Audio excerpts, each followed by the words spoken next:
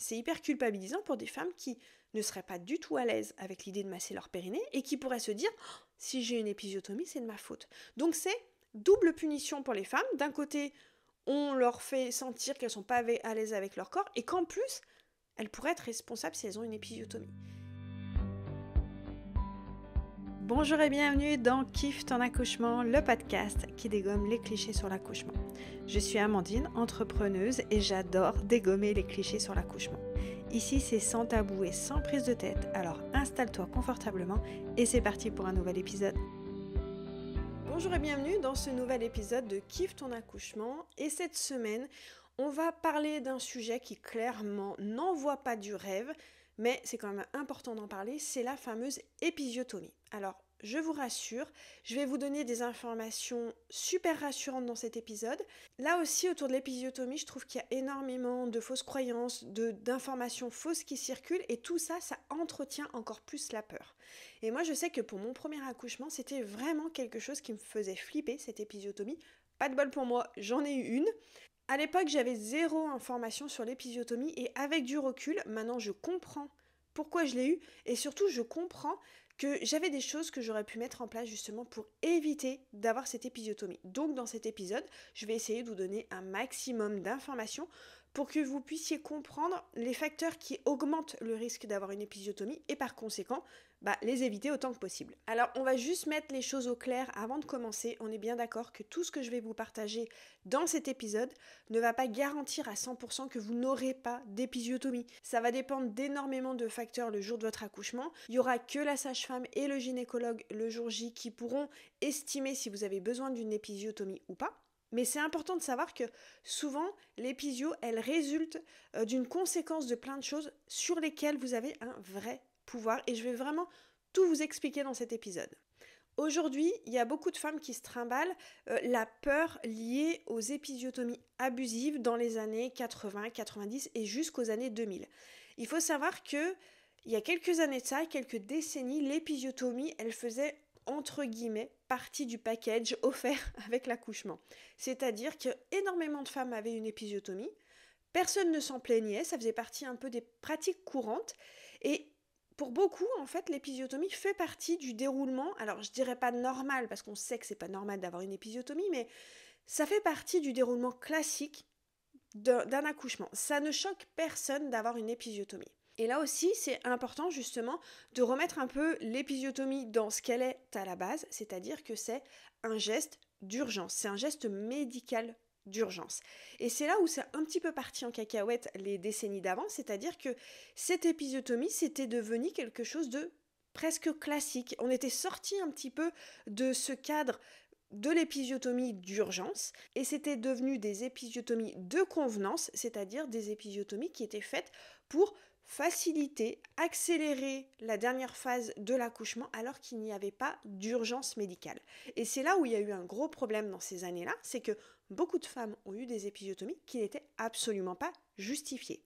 C'est pourquoi aujourd'hui on se trimballe un petit peu cette peur de se dire « Oh là là, il y a plein de femmes qui ont eu des épisiotomies, j'ai un peu l'impression que ça fait partie du déroulement classique de l'accouchement, que c'est difficile de l'éviter, alors que l'épisiotomie, c'est, si je devais simplifier, l'épisiotomie, en dehors de toute urgence médicale, parce qu'effectivement, cette épisiotomie, des fois, elle est justifiée, en dehors de ça, c'est souvent malheureusement la conséquence d'une surmédicalisation de votre accouchement, et là aussi, je vais tout vous expliquer dans cet épisode. Pour commencer, je vais poser le décor, et je vais vous donner quelques chiffres concernant les épisiotomies ces dernières années en France. Donc le taux d'épisiotomie en France pour les primipares c'est celles dont c'est le premier accouchement. En 1998, il y avait 71% des primipares qui avaient une épisiotomie, donc près de 7 femmes sur 10. En 2010, on est passé à 44% et en 2016 à 34%. Entre 1998 et 2016, les épisiotomies ont quasiment diminué de moitié. Et ces chiffres, ils sont hyper importants parce que qu'est-ce qui justifie qu'il y avait autant d'épisiotomies dans les années 90 et pourquoi ce chiffre a baissé? Est-ce que les femmes d'avant avaient un périnée plus pourri qu'aujourd'hui? Ou est-ce que tout simplement, c'est les pratiques qui ont évolué? Donc, sans grande surprise, c'est les pratiques qui ont évolué. Et je trouve que ces chiffres, ils sont hyper intéressants parce qu'ils mettent vraiment en lumière quand même un effort des équipes médicales pour éviter l'épisiotomie autant que possible et surtout pour mieux accompagner les femmes et leur éviter d'avoir une épisiotomie. Quand on regarde les chiffres, on comprend mieux finalement que cette épisio, elle est redevenue ce qu'elle était à la base, c'est-à-dire un geste médical d'urgence qui est appliqué aux femmes quand il y a un vrai risque pour leur santé ou pour celle de leur bébé. Et pourquoi ce chiffre était autant élevé dans les années 90 et début des années 2000 ? Il y a quand même un facteur qui est hyper important de souligner et qui, à mon avis, a quand même beaucoup justifié ces épisiotomies, c'est que pendant très longtemps, elles étaient prises en charge par la sécurité sociale, elles étaient remboursées. C'est-à-dire que quand un gynécologue faisait une épisiotomie, il était payé pour ça. Le périnée des femmes était un vrai business et malheureusement, il y a beaucoup de soignants malveillants qui, pour accélérer le processus de l'accouchement parce qu'ils avaient un petit peu autre chose à faire que rester des plombes à attendre que le bébé sorte, pour aussi se faire de l'argent, ils faisaient ces fameuses épisiotomies de convenance. C'est pour ça qu'il y a énormément de femmes qui avaient des épisiotomies pas forcément justifiées, parce que le gynécologue, il avait peut-être un restaurant après, une partie de golf, on est dans le cliché total, mais les chiffres sont là, et certains gynécos pas très bienveillants s'en fichaient un petit peu finalement des conséquences de cette épisiotomie sur une femme et ils préféraient, eux, accélérer les choses pour pouvoir passer à autre chose, pour pouvoir soit enchaîner les accouchements, soit carrément aller déjeuner avec leurs potes, et ils préféraient couper le périnée pour accélérer la dernière phase de l'accouchement. Et c'est ça une épisiotomie de convenance, c'est-à-dire qu'il n'y a rien qui justifie le fait de couper le périnée de la femme, juste parce que le gynéco est pressé et parce qu'il sait qu'à la fin, il y aura une facture, il va toucher de l'argent là-dessus. Et donc, dans ces années-là, il y a eu énormément d'épisiotomies qui ont été faites. Et qu'est-ce qui a fait que ces chiffres ont baissé ? C'est que, dans un premier temps, les épisiotomies ne sont plus remboursées, donc les gynécologues n'ont plus aucun intérêt financier à vous faire une épisiotomie. Donc, c'est plutôt rassurant de savoir que... c'est rassurant et pas en fait. C'est rassurant de savoir qu'ils vont plus vous faire des épisiotomies comme ça, mais c'est un peu flippant de se dire que pendant des années, en fait, il y en a qui se sont pas gênés pour se faire du beurre sur le périnée des femmes et qui ont coupé sans nécessité, juste par appât du gain. Et là, je trouve que c'est quelque chose qui est quand même assez problématique, mais voilà. C'est quand même des pratiques qui changent. Donc, la bonne nouvelle de cet épisode, c'est vraiment de vous dire que maintenant, les épisiotomies sont faites uniquement en cas d'urgence. C'est-à-dire que l'épisio, elle est redevenue ce qu'elle était à la base, c'est-à-dire qu'elle est faite s'il y a un problème de santé pour vous ou pour votre bébé. Et s'il n'y a pas de souci de santé, maintenant, il ne s'embête plus, entre guillemets, à vous faire une épisiotomie si elle n'est pas justifiée. Par contre, ces chiffres, ils sont très différents encore d'une maternité à l'autre, et là, c'est aussi important d'aller un petit peu creuser ces chiffres et comprendre cette différence. Et donc, l'autre jour, je suis allée sur Internet et j'ai farfouillé un petit peu pour aller voir les chiffres selon certaines maternités. Et donc, il y a un site internet qui référence toutes les maternités d'Île-de-France et qui donne différents chiffres, notamment le chiffre d'épisiotomie par maternité. Et donc, je suis allée farfouiller, évidemment, par curiosité, pour voir un petit peu les chiffres des différentes maternités. Et je suis tombée sur 2 chiffres un petit peu extrêmes d'une maternité à l'autre. Dans la maternité de Conty, alors je ne sais pas du tout où c'est, parce que moi je suis en région lyonnaise, mais ils ont 0,2% d'épisiotomie. C'est-à-dire que moins d'une femme sur 100 a une épisiotomie. Donc je trouve ce chiffre hyper rassurant et surtout il montre que la plupart du temps, il n'y a pas besoin d'avoir une épisiotomie. Par contre, il y a une autre maternité, la maternité de Mousseau, qui elle a 12,5% d'épisiotomie. Près de 13 femmes sur 100 qui ont une épisiotomie. Ça fait quand même un sacré écart. Ça fait quand même presque 62 fois plus de chances, de risque, d'avoir une épisiotomie dans la maternité de Mousseau par rapport à la maternité de Conty. Là, ce qui est intéressant, encore une fois, c'est de se poser la question, pourquoi il y a un tel écart ? Est-ce que le problème vient des femmes ou est-ce que le problème vient de la maternité ? Est-ce que dans la maternité de Conty, il n'y a que des femmes qui ont des périnées hyper souples, hyper flexibles, qui n'ont pas besoin d'épisiotomie, et dans la maternité de Mousseau, c'est que des femmes qui ont un périnée pourri, défaillant et qui ont besoin d'une épisiotomie ? Ou est-ce que c'est plutôt que dans ces 2 maternités, il y a un accompagnement qui est complètement différent. Est-ce que dans la maternité de Conty, on ne serait pas plus sur un accompagnement physiologique où on laisse les femmes accoucher comme elles veulent et donc forcément ça va diminuer le risque d'épisiotomie? Et est-ce qu'à Mousseau, ils n'auraient pas plus tendance à médicaliser l'accouchement, à imposer aux femmes d'être allongées, d'avoir une péridurale, et forcément, tout ça peut amener à une épisiotomie. Et sans grande surprise, le problème ne vient pas des femmes, ni de leur périnée, ni de leur corps, ni de leur compétence à mettre leur bébé au monde. Là, le problème vient clairement de l'accompagnement. En fait, quand on comprend un petit peu la physiologie, on comprend que si on laisse une femme accoucher comme elle veut, en étant mobile, en pouvant boire, en ayant confiance en elle, en n'étant pas pressée par le temps, en étant encouragée, toute la physiologie, toutes les hormones vont se mettre en route.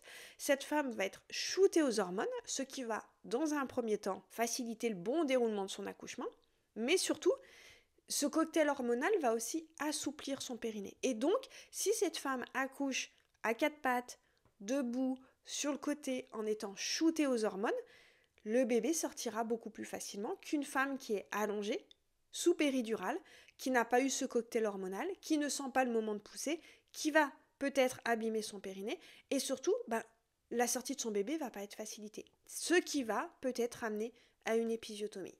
Alors là, je veux quand même nuancer. C'est très important pour moi de quand même apporter une nuance. Ce n'est pas parce que vous accouchez avec une péridurale que vous aurez forcément une épisiotomie. Ce n'est pas parce que vous ne prenez pas la péridurale que vous n'aurez pas du tout d'épisiotomie. Il y a quand même plein de choses qui entrent en compte, mais globalement, très souvent, ce qui ressort, c'est qu'une femme qui n'a pas de péridurale et qui est mobile a moins de risque d'avoir une épisiotomie qu'une femme qui a une péridurale, qui est allongée, qui ne sent pas le moment de pousser et qui peut augmenter le risque. Mais j'ai plein de récits de femmes qui accouchent avec une péridurale, qui sont allongées sur le dos et qui n'ont pas forcément besoin d'une épisiotomie. C'est important pour moi que ce soit clair pour pas encore une fois diaboliser le fait de prendre la péridurale en vous disant parce que vous prenez la péri, vous aurez une épisiotomie.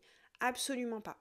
C'est souvent une conséquence de plein de choses, mais il y a des choses qui augmentent le risque. Le fait de prendre la péridurale, d'être allongé, de ne pas ressentir ce qui se passe dans notre corps, de mal pousser. Je mets des grandes guillemets sur le mal pousser. C'est pas qu'on pousse mal, c'est juste qu'on ressent pas ce qui se passe dans notre corps quand on a une péridurale. Donc forcément, on ne pousse pas au bon moment. Mais tout ça peut augmenter le risque d'avoir une épisiotomie. Donc, l'épisiotomie, elle est quand même grandement diminuée aujourd'hui par une volonté de la part des équipes médicales. J'ai heureusement plein de témoignages de sages-femmes qui me disent que maintenant, elles voient quasiment plus d'épisiotomie en salle de naissance, que ça se fait quasiment plus, sauf quand c'est absolument justifié. Et je trouve que c'est hyper rassurant de savoir ça par rapport à quelques années où on se disait, c'était un petit peu le loto, si on tombait sur un gynéco sympa, on évitait l'épisiotomie, si on tombait sur un gynéco pas très scrupuleux, qui avait envie un petit peu d'arrondir les fins de mois, on pouvait avoir une épisiotomie. Et ça, heureusement, même si peut-être ces pratiques sont encore faites dans certaines maternités, ça reste quand même extrêmement rare. Et souvent, ces épisiotomies, elles sont justifiées. J'ai aussi envie d'apporter des informations concernant la déchirure, parce que ça aussi, c'est quelque chose qui fait flipper, très clairement. Et il y a quelques années de ça, aussi, dans les pratiques des gynécologues, c'était de faire une épisiotomie, de couper le périnée s'ils voyaient qu'il était en train de se déchirer. Donc une femme qui avait un début de déchirure, dans les pratiques, c'était noté que les gynécologues devaient faire une coupure, une incision, une épisiotomie pour éviter une trop grande déchirure. Et là aussi, les choses ont changé et ils se sont rendus compte que si c'était une petite déchirure, il valait mieux laisser cette déchirure et ne pas faire d'épisiotomie.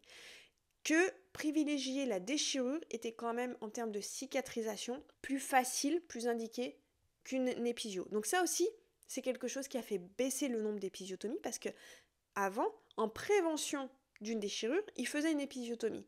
Et là, les pratiques ont changé. Il y a des documents du Conseil national de l'Ordre des gynécos de France qui indiquent vraiment noir sur blanc que selon le degré de déchirure, il ne faut pas faire une épisiotomie de prévention. Donc là aussi, c'est hyper rassurant de savoir que il vaut mieux avoir une petite déchirure ou une déchirure moyenne qui cicatrise beaucoup mieux qu'une épisio. Et pour comprendre pourquoi une déchirure cicatrise mieux qu'une épisiotomie, je vous invite à faire ce petit test tout simple chez vous. Vous prenez une feuille de papier. D'un côté, vous mettez un coup de ciseau et de l'autre côté, vous déchirez. Et vous allez voir que là où vous avez coupé avec le ciseau, où c'est net, les bords, ils ont du mal finalement à se recoller l'un contre l'autre. Par contre, là où vous avez déchiré, il y a les fibres du papier et c'est plus facile de superposer les deux morceaux. Vraiment, essayez de faire cet exercice chez vous. Vous prenez un morceau de scotch et vous essayez de recoller là où vous avez mis un coup de ciseau et là où vous avez déchiré. Et vous allez voir que la déchirure, c'est plus facile que les tissus, les fibres se remettent les unes sur les autres. Et c'est ce qui explique qu'il vaut mieux une déchirure qui cicatrise beaucoup plus facilement plutôt qu'une épisiotomie. Donc tout ça, entre le fait que l'épisiotomie ne soit plus remboursée, le fait que les pratiques ont changé dans les salles de naissance, le fait qu'il vaut mieux privilégier une déchirure plutôt qu'une épisiotomie, fait que les chiffres ont grandement diminué. Je vous les redonne, ces chiffres. En 98, il y avait presque 72% des primipares qui avaient une épisiotomie, et en 2016, plus que, entre guillemets, 35%. Donc, la moitié des épisiotomies en moins. Donc, comme je vous disais, le problème de ces épisiotomies, ce n'est pas vous, ce n'est pas votre corps, ce n'est pas votre périnée, c'est principalement, 9 fois sur 10, la conséquence d'une surmédicalisation de votre accouchement. Comme je vous le disais tout à l'heure, en fait, la physiologie fait que le jour de votre accouchement, si vous êtes mobile, vertical, que vous pouvez boire, que vous pouvez manger, que vous pouvez vraiment sécréter de l'ocytocine, l'hormone des contractions, de l'endorphine, l'hormone, l'antidouleur naturelle, vous allez être shooté à toutes ces hormones. Ça va vraiment vous permettre de faciliter votre accouchement et surtout d'avoir un périnée qui va être gonflé d'hormones, ce qui va lui permettre une certaine élasticité et va permettre à votre bébé de sortir plus facilement. Vous imaginez bien que si vous êtes allongé sur le dos, avec une péridurale trop dosée, que vous ne pouvez pas boire, que vous ne pouvez pas manger, au moment de pousser, déjà la gravité et la verticalité n'aident pas votre bébé. Vous avez une péridurale, selon comment elle est dosée, vous n'allez pas sentir ce qui se passe dans votre corps, vous n'allez pas sentir vos contractions et vous allez mal pousser. Encore une fois, je mets des guillemets, ce n'est pas que vous poussez mal, c'est que vous ne sentez pas le moment de pousser. Vous êtes épuisé par des heures de travail, vous êtes épuisé parce que vous n'avez pas mangé ni bu depuis 24 heures. Votre bébé commence aussi à se fatiguer. Votre bébé, il n'est pas non plus aidé par la gravité parce que vous êtes allongé sur le dos. Et là aussi, par rapport à votre dos, à votre bassin, c'est important de savoir que le corps, il est bien fait. Et au niveau du bassin, vous avez un os, le sacrum, qui s'ouvre vers l'extérieur. Et ce sacrum, en s'ouvrant vers l'extérieur, il va permettre à votre bébé de gagner quelques centimètres. Donc si vous êtes debout, vertical, que vous pouvez bouger, que votre sacrum est mobile, votre bébé sera grandement aidé par la verticalité, la mobilité et le fait que votre bassin va s'ouvrir légèrement pour lui laisser quelques centimètres de plus. Mais si vous êtes allongé sur une table, les pieds dans les étriers, la gravité, la mobilité, votre bébé, il n'en profite plus puisque vous êtes allongé. Mais en plus, votre sacrum, il est verrouillé contre la table. Le bas de votre dos est collé contre la table. Donc en plus, il ne gagne pas ces quelques centimètres. Et vous avez une péridurale qui vous empêche de sentir et vos contractions et le bon moment de pousser. On se rend bien compte que si à un moment, vous êtes fatigué et que votre bébé aussi est fatigué, que ça traîne en longueur, que le rythme cardiaque de votre bébé est en train de faiblir, eh ben, l'équipe médicale va devoir intervenir. Donc, dans un premier temps, ils vont peut-être vous dire de pousser plus longtemps, plus fort. Peut-être que vous allez là abîmer votre périnée parce que clairement, c'est pas le bon moment pour vous de pousser parce que votre périnée n'est pas suffisamment souple.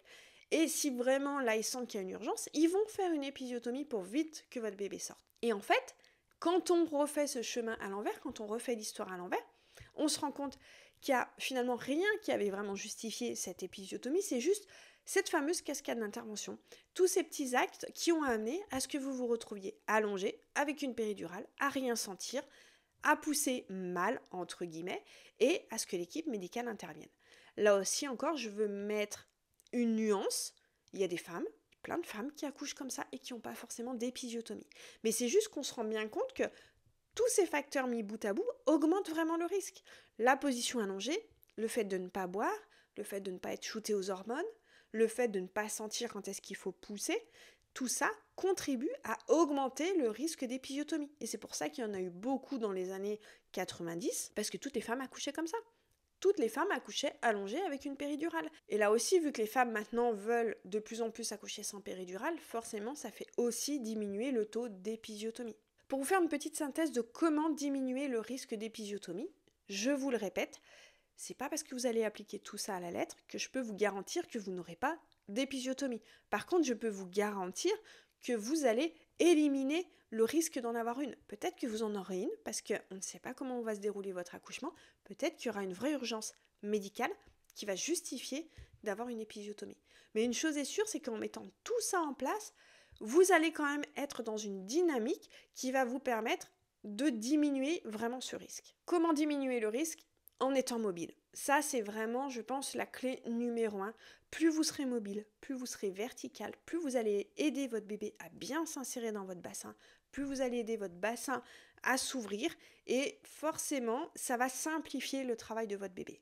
En fait, la position allongée sur le dos, elle devrait être prise uniquement dans 2 cas. Soit parce qu'il y a une vraie urgence médicale qui fait que l'équipe médicale doit intervenir, et là, la position sur le dos, pour eux, c'est la plus confortable parce qu'ils doivent intervenir, ou parce que vous êtes bien dans cette position.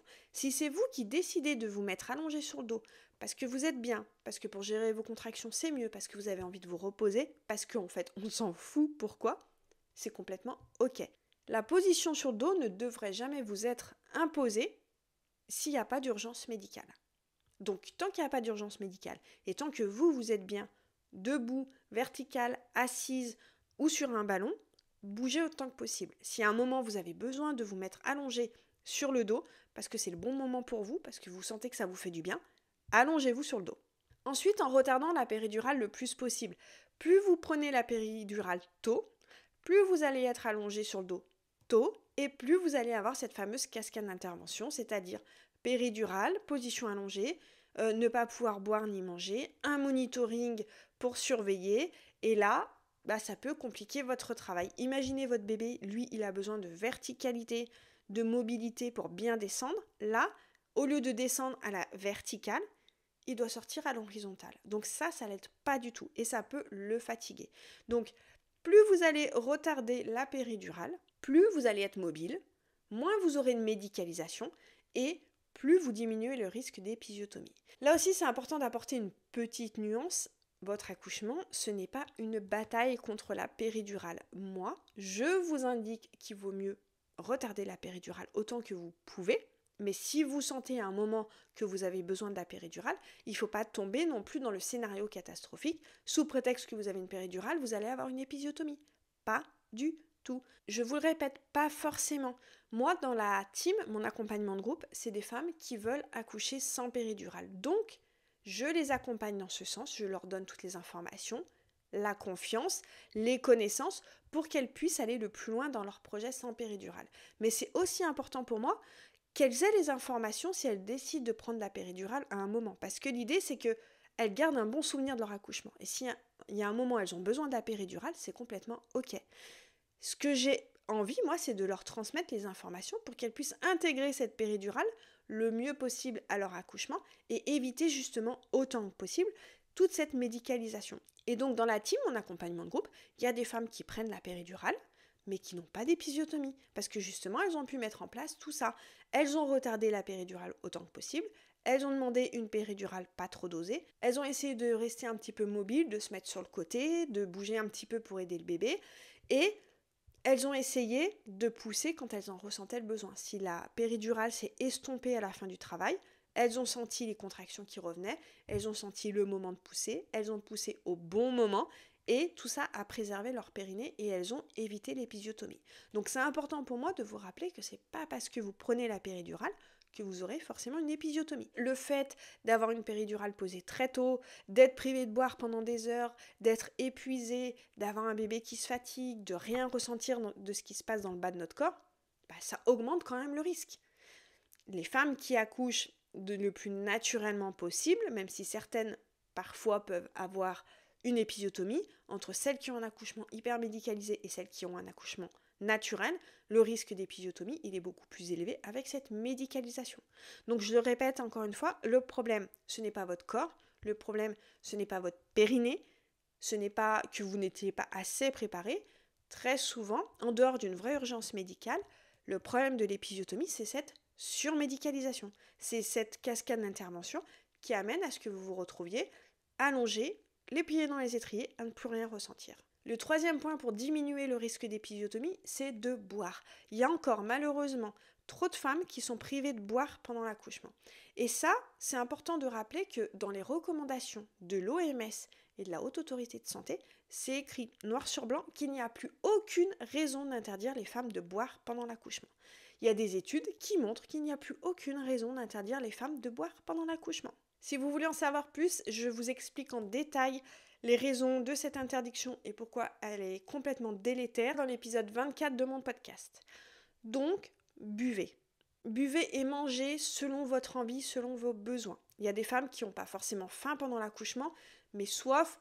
C'est rare qu'on arrive à rester 24 heures sans boire. Et le fait de ne pas boire, ça va vous stresser, ça va vous empêcher de sécréter de l'ocytocine, l'hormone des contractions, ça va vous empêcher de sécréter l'endorphine, l'antidouleur naturelle, ça va vous empêcher de vous détendre, vous allez être focus sur cette sensation de soif, et peut-être qu'à un moment vous allez craquer pour la péridurale, parce que vous n'en pouvez plus, vous êtes épuisé, et vous allez encore une fois peut-être tomber dans cette cascade d'intervention. Donc le fait de boire vous permettra d'avoir de l'énergie, la motivation, tout ce qu'il faut pour retarder la péridurale et surtout pour sécréter le cocktail hormonal qui va vous permettre d'avoir un périnée qui va plus facilement laisser passer votre bébé.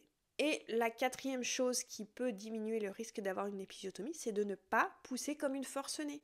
Ce qu'on voit à la télé, j'en suis sûre que vous avez déjà toutes vu ce scénario où on voit une femme allongée qui pousse mais pendant des heures à s'en faire péter les yeux, qui transpire, qui a les cheveux collés sur le front, qui est rouge écarlate. J'ai même vu l'autre jour une vidéo d'une influenceuse qui montrait en rigolant qu'elle avait les vaisseaux des yeux qui avaient pété tellement elle avait poussé fort. Mais en fait, il n'y a rien de risible là-dedans. Cette poussée dirigée, c'est clairement la conséquence directe d'une hypermédicalisation de l'accouchement. C'est-à-dire que la femme a tellement été shootée avec la péridurale qu'elle ne ressent plus rien et qu'elle est obligée de pousser comme une folle pour faire sortir son bébé parce qu'elle pousse mal, parce qu'elle ne ressent pas le moment de pousser, parce qu'elle est épuisée, parce qu'elle a perdu ses sensations. En fait, c'est pas risible du tout de se rendre compte que ces scènes, c'est juste banaliser cette hypermédicalisation. Donc, si vous avez une péridurale qui n'est pas très dosée à la fin de votre accouchement, ou si vous n'avez pas du tout de péridurale, vous allez ressentir le bon moment de pousser. En fait, vous allez avoir ce réflexe d'éjection, c'est-à-dire que votre corps, il va pousser votre bébé à l'extérieur sans que vous ne puissiez contrôler quoi que ce soit. C'est un réflexe. C'est incontrôlable, c'est inarrêtable aussi, c'est important de le dire, parce que des fois, il y a des sages-femmes qui disent aux femmes « arrêtez de pousser ». Non, c'est pas possible, c'est le corps qui pousse. Cette poussée naturelle, ce réflexe d'éjection de poussée, forcément, il facilite grandement la sortie du bébé parce que c'est votre corps qui pousse quand il est prêt, qui pousse au bon moment, qui pousse à la bonne intensité.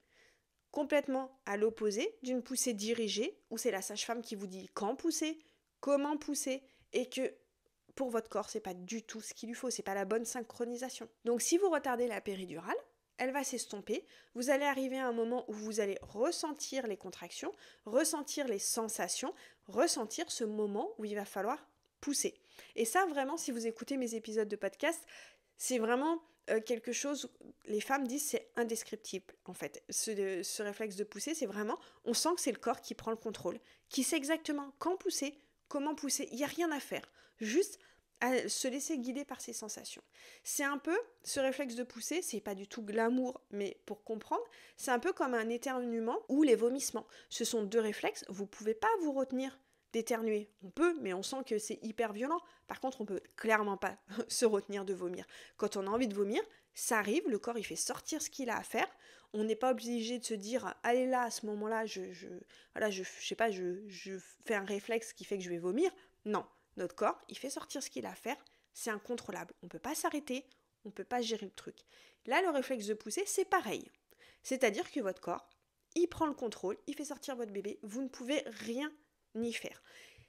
Et ça va à l'opposé de cette fameuse poussée dirigée, où on voit des femmes qui poussent pendant des heures et des heures. Donc, les 4 choses pour diminuer le risque d'épisiotomie, c'est de rester mobile et vertical autant que possible, de retarder la péridurale, de boire autant que vous souhaitez et de ne pas pousser. Si vous n'avez pas de péridurale ou si elle est faiblement dosée, d'attendre ce fameux réflexe d'éjection de poussée. Quand on parle périnée, on parle aussi très souvent du massage du périnée. Alors là aussi, j'avais envie de vous apporter quelques informations surtout mon point de vue concernant le massage du périnée. Ce que je trouve hallucinant aujourd'hui avec ce massage du périnée, c'est-à-dire que déjà, tout le long de notre vie de femme, notre périnée, notre intimité, notre sexe, c'est tabou. Faut pas qu'on en parle, faut pas qu'on le regarde, faut pas qu'on le touche. On est enceinte et d'un coup, il faudrait qu'on soit super à l'aise avec ça.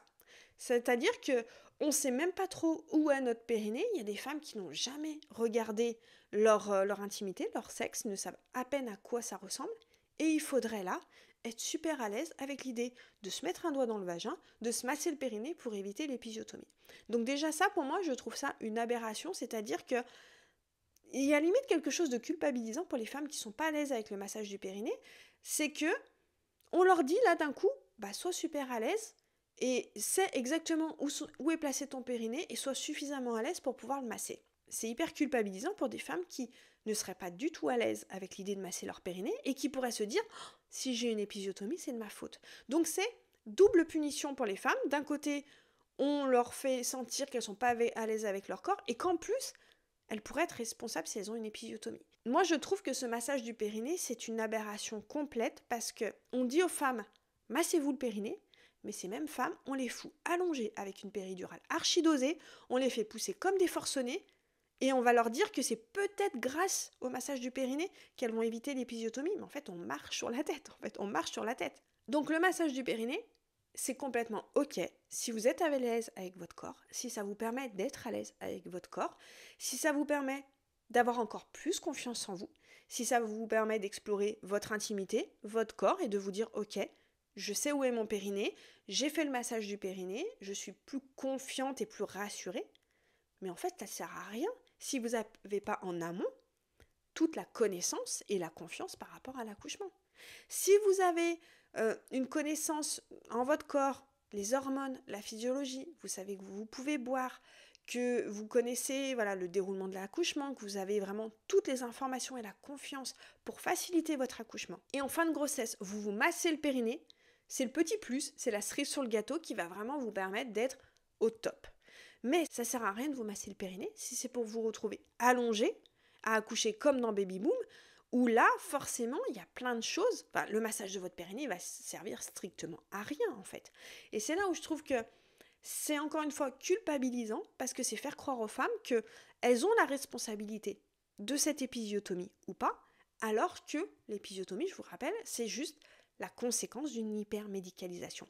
Et faire croire aux femmes qu'en se massant le périnée, elles vont diminuer ce risque, alors que si elles tombent sur une sage-femme qui ne va pas l'encourager, qui va lui proposer la péridurale, un anesthésiste qui s'en fout, qui lui met une péridurale archidosée, un gynécologue qui s'en fout, qui va lui faire une épisiotomie pour faciliter le travail, le massage du périnée n'aura pas servi à grand-chose.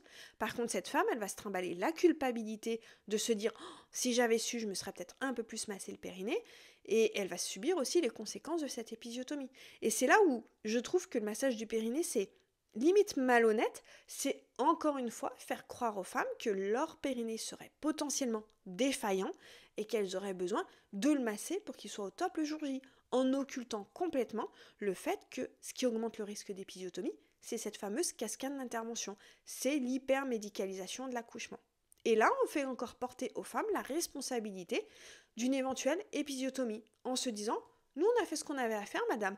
Peut-être que vous auriez dû un peu plus vous masser le périnée. » Non, en fait, se masser le périnée, ça sert à rien si la femme, elle est allongée, qu'elle est stressée, infantilisée, violentée, qu'on lui dit de pousser alors qu'elle n'en ressent pas le besoin, qu'on lui fait peur, qu'on lui dit si dans 5 minutes votre bébé n'est pas sorti, on vous fait une césarienne.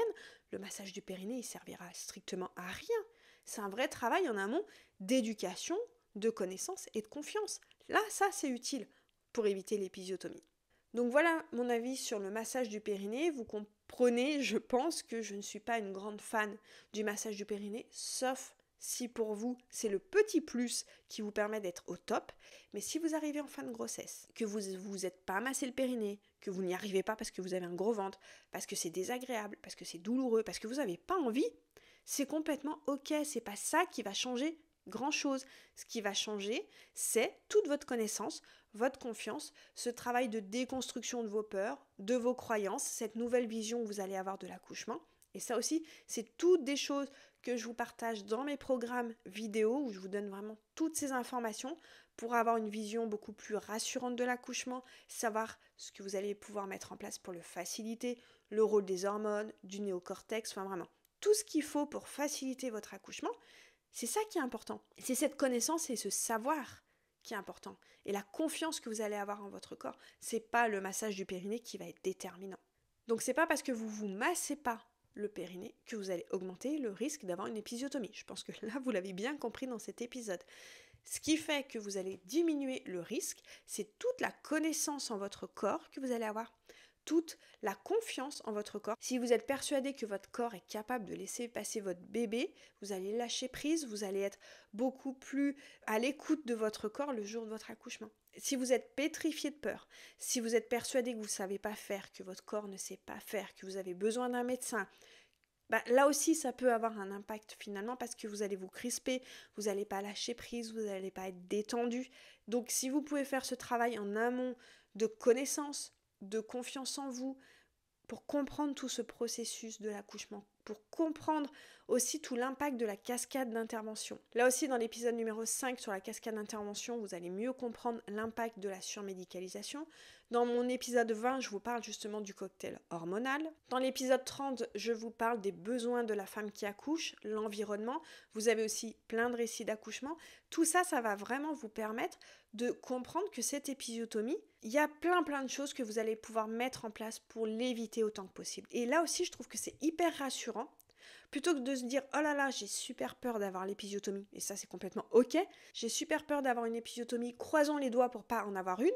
Là, vous vous dites « J'ai super peur de l'épisiotomie, mais j'ai les connaissances, la confiance pour comprendre ce qui va pouvoir éviter autant que possible cette épisiotomie. » Et forcément, vous allez avoir moins peur de l'épisiotomie. Souvent, ce qui augmente la peur, c'est l'inconnu, le manque de connaissances, qui fait que ça nous paraît encore plus affreux. Mais quand on va se renseigner, on se rend compte que finalement, vous avez plein de choses à mettre en place le jour de votre accouchement pour le diminuer autant que possible, ce risque. Je vous répète encore une fois, je me répète, je ne vous garantis pas que vous n'en aurez pas, mais en mettant en place tout ça, vous allez vous rendre compte que vous allez grandement le diminuer. Donc voilà mes conseils pour éviter autant que possible l'épisiotomie, la déchirure et mon avis sur le massage du périnée. J'espère que cet épisode vous a été utile. N'hésitez surtout pas à me laisser un avis si cet épisode vous a plu. Ça me fait toujours plaisir de lire vos retours. Ça me permet vraiment de m'améliorer et aussi d'aborder des sujets qui sont souvent demandés.